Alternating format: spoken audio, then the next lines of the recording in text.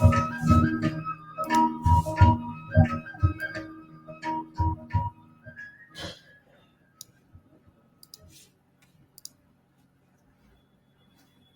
बहुत धन्यवाद। आज हम बात करेंगे, जब भी हम कोई काम करते हैं, कोई प्रदर्शन करते हैं, किसी चीज के बारे में कुछ इजाद करते हैं, कोई चीज बनाते हैं, या कोई भी भावना या कोई विचार को आगे बढ़ाते हैं, तो उसमें उत्कृष्टता होनी चाहिए। उत्कृष्टता का मतलब होता है एक्सेलेंस होना चाहिए, वो उच्च कोटि का होना चाहिए।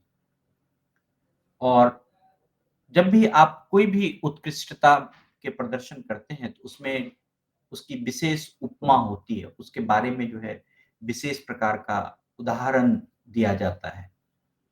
तो कपिकेसरी हनुमान जी अपने प्रचंड वेग से समुद्र में बहुत ऊंची-ऊंची तरंगों को आकर्षित करते हुए सीता माता की खोज में आगे बढ़ रहे थे। और कल हमने बात भी किया था कि आपके कार्य में जो उत्कृष्टता है, वह स्वाभाविक होनी चाहिए, वह अपने आप आना चाहिए। आपके हर काम का जो एक्सेलेंस है, वो अपने आप आना चाहिए। तो सीता माता की खोज में चलते हुए सूर्य के समान विशालकाय हनुमान जी अपनी पूँछ के कारण जो है ऐसी शोभा पा रहे थे कि मानो एक जो बड़ा गजराज, बड़ा हाथी जो है कि अपने कमर पर जो है पेटी बाँधे हुए, रस्सी बाँधे हुए सुशोभित हो रहा हो। तो हनुमान जी का जो शरीर है वह समुद्र के ऊपर-ऊपर चल रहा था और उसकी परछाई जो है जल में डूबी-सी दिखाई पड़ रही थी। इस प्रकार शरीर की जो परछाई और शरीर दोनों जो है उपलक्षित होकर कपिवर जो है हनुमान जी समुद्र पे, जल पे जो है कि निकल रहे थे। जो उनकी परिछाई थी, उनकी जो छाया थी, वह एक नौका के समान, एक विशाल नौका के समान दिख रहा था, प्रतीत हो रहा था। उसके ऊपर का भाग जो है जैसे नौका में पाल होता है, जैसे वायु को परिपूर्ण रूप से रोकने के लिए जो एक पाल लगाया जाता है, उस तरह से था।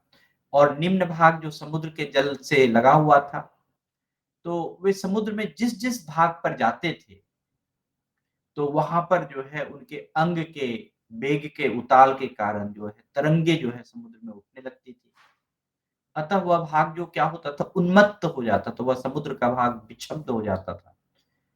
और महान वेगशाली कपिराज हनुमान जी जो है पर्वत के समान ऊँची सागर के रंगमालाओं में अपनी छाती से चूर-चूर करते हुए, जैसे लगता था कि जो हवा के वेग को जो है चूर-चूर करते हुए, फाड़ते हुए एकदम से निकल रहे हैं। और कपिश्रेष्ठ हनुमान जी की जो शरीर थी, वो मेघ की घटाओं में व्याप्त थी और वह प्रबल वायु के भीषण गर्जना के साथ जो है समुद्र में बहुत ही हलचल मचा रही थी।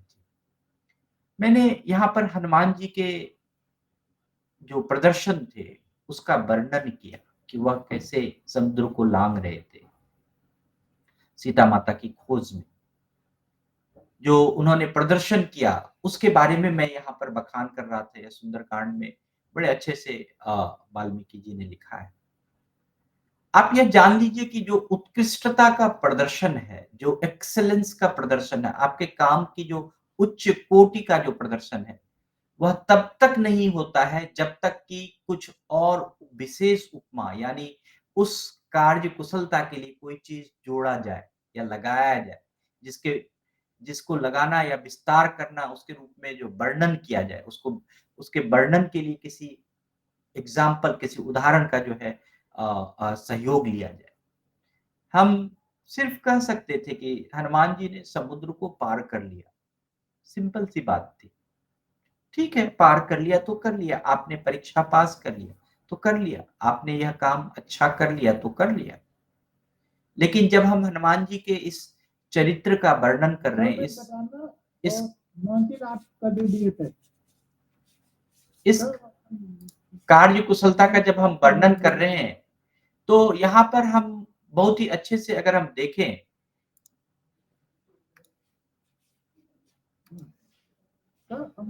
कर दे। आप अपना माइक बंद कर लें प्लीज़।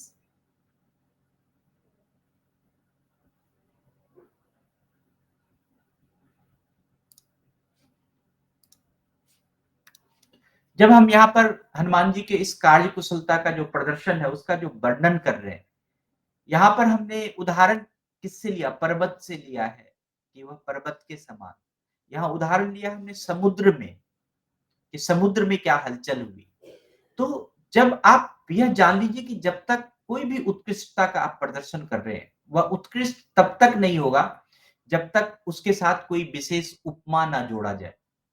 उस कार्य कुशलता की प्रशंसा के लिए इतना जोड़ा जाए, इतना विस्तार किया जाए, उस रूप का इतना अच्छा वर्णन किया जाए, वह तब तक संपूर्ण नहीं होता जब तक उसको लगता है कि अब हमारे पास कोई उदाहरण नहीं बचा। हम उस लेवल की उत्कृष्टता के बारे में बात करें।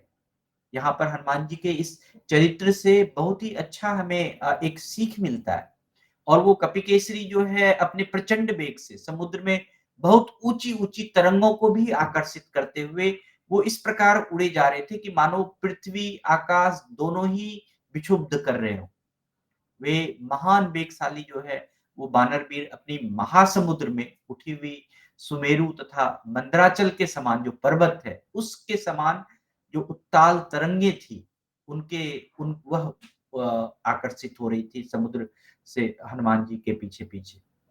तो आप ऐसा समझिए कि जो आकर्षण है, कभी-कभी वो हमारी इच्छाओं के परे होता है, हमारे विचारों से परे होता है।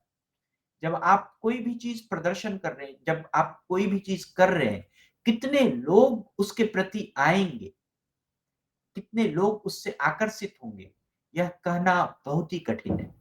तो यह आप कभी भी नहीं सोच सकते कि क्या-क्या हमारे तरफ आकर्षण हो सकता है हमारे प्रदर्शन से। यह बहुत ही एक विषय है जो कि हमारी उत्कृष्टता पर निर्भर करता है। और उस समय जो उनके हनुमान जी का जो वेग था वो ऊँचे उठ-उठ कर जो मेघमंडल थे उसके साथ आकाश में स्थित होकर जो समुद्र का जो जल था वो इस प्रकार से था कि जब वो समुद्र के ऊपर से उड़ रहे थे वो हवा के वायु वेग से, समुद्र के जल जो है हट जा रहे थे और जल में जो है इतना ज़्यादा प्रेशर पड़ रहा था कि वहाँ पर जो समुद्र के तल में जो नावें थी, मछलियाँ थी, कछुए थे, वो पूरी तरह से साफ-साफ दिखाई पड़ रहे थे। और वो ऐसे साफ दिखाई पड़ रहे थे कि जैसे किसी वस्त्र को खींच लेने से देहधारी शरीर जब नग्न दिखने लग जाते हैं, नग्न हो जाता, उसी प्रकार से वह जो है कि पूरा समुद्र दिखने लग रहा था। तो समुद्र में विचरने वाले जो भी समुद्र में, आकाश में वो विचरने वाले जो भी साँप थे, वो देख रहे थे ऊपर की ओर और वह समझ नहीं पा रहे थे। वो यही समझ पा रहे थे कि हनुमान जी जो है, वो कोई गरुड़ के समान जो है कि उड़ रहे हैं। कोई गरुड़ के पक्षी के समान उतने वेग से उड़ रहे हैं। तो जब भी हम यह अपने द्वारा या कोई भी आपके द्वारा कोई भी विशिष्ट क्षेत्र में, किसी विशिष्ट संदर्भ में, किसी विशिष्ट कार्य में कोई काम की उपलब्धि मिल जाती है, तो हम उस उत्कृष्टता का क्या अर्थ होगा, इसको समझना चाहिए। उस एक्सीलेंस का, उस काम का कितना हमारे जीवन में, कितना हमारे आस-पास के लोगों के साथ क्या-क्या उस पर असर होगा। यह बहुत आवश्यक है समझना। और जो उस उच्च अवस्था का जो निर्णय है कि उत्कृष्टता के उस अवस्था का जो उल्लेख है, वो ऐसा होना चाहिए कि आने वाली पीढ़ी जो है उसका अनुसरण करने लगे। हनुमान जी त्रेता युग की कथा थी, हम अभी जो है कि कलयुग में इस कथा का फिर से वर्णन कर रहे हैं। और हनुमान जी को ऐसा समझा गया है इस सुंदरकांड में तो एक-एक चौपाई, एक-एक चीज़ जो है कि समझने वाला है। कि अगर आप अ, उस पुरानी कथा का भी अनुसरण कर रहे हैं, तो कई युग, कई पीढ़ियों तक अनुसरण कर रहे हैं। ये क्या है? सिर्फ़ उनके काम की उत्कृष्टता है। उसका अनुसरण करने के लिए हम उनके गुण को कितना करते हैं। जो भी नए-नए लोग आप इस पृथ्वी पर कितने लोग आए, गए, हम कितने लोग ज़िंदा हुए, कितने लोग फिर से मर गए, फिर वो आए, फिर भी हनुमान जी की कथा सबने गाई है। मतलब जितने पीढ़ी दर पीढ़ी है, वो जो शैली है, वो जो पद्धति है, उसका अनुकरण हम कर रहे हैं। तो यही हमारे काम की उत्कृष्टता है। अगर हम अनुकरणीय बनाते हैं कि वह हमारे जाने के बाद भी, हमारे उस युग के बीतने के बाद भी वह काम की अनुकरणीयता जो है, हमारे साथ चलते रहे। यही एक्सीलेंस है। तो इस प्रकार हनुमान जी को कपि केसरी के रूप में इतना विशाल रूप में देखा गया है। कि वो जब हवा के वेग से सीता माता की खोज कर रहे थे, तो उनके शरीर का जो आकार था 10 योजन चौड़ी थी और 30 योजन लंबी थी। मतलब आप लंबाई-चौड़ाई देखिए, योजन का मतलब होता है कई हज़ारों, कई मीटर तक जो है कि कई किलोमीटर तक जो है कि बड़ा होना। और आप उनकी जो छाया का जो वेग था वो अत्यंत रमणीय था। और खरे पानी के जो समुद्र में हनुमान जी का जो छाया पड़ रहा था, जिस समुद्र से वो निकल रहे थे, समुद्र भी उसका अनुसरण कर रहे थे। वो उसके वायु वेग से जो भी आकाश में बादल थे, वह भी उसका अनुसरण कर रहे थे। तो जो हनुमान जी की जो कौशलता है, उनकी जो सुगम्यता है, उनके काम करने की जो क्षमता है, उनके प्रदर्शन की जो क्षमता है, उनके क्रियाकलाप की जो उत्कृष्टता है, वह एक विशेष उपमा के रूप में यानी प्रशंसा के रूप में, और हम उस प्रशंसा का जो प्रयोग कर रहे हैं, उसको हम किसी उपमा से जोड़ रहे हैं, किसी उदाहरण से जोड़ रहे हैं, और वह उदाहरण क्या है? पर्वत है, समुद्र है, वायु है, अ बादल है, बहुत चीज़ है। और ऐसे ऐसे चीज़ है, जिस चीज़ से जो हम उनकी उपमा कर रहे हैं, वो अपने आप में बहुत विस्तार है। अगर हम समुद्र के बारे में बात करें, पर्वत के बारे में बात करें, तो एक मानव से कितना बड़ा है, एक मानव से कितना विस्तृत है। तो आपके जीवन में भी ऐसा होना चाहिए, और ऐसा होता है कि आप अपने क्रियाशीलता का विस्तार इतना कर लीजिए या इतना कीजिए कि उसकी जो उपमा है, यानी जो उसकी प्रशंसा के रूप में किया गया जो वर्णन है, वह तब तक संपूर्ण ना हो, जब तक कि लगे कि अब तो इसके उदाहरण देने के लिए कुछ बचा ही नहीं। ऐसा काम कीजिए। ये उत्कृष्टता का अनुशीलन जो है कि हमें अपने जीवन में करना चाहिए।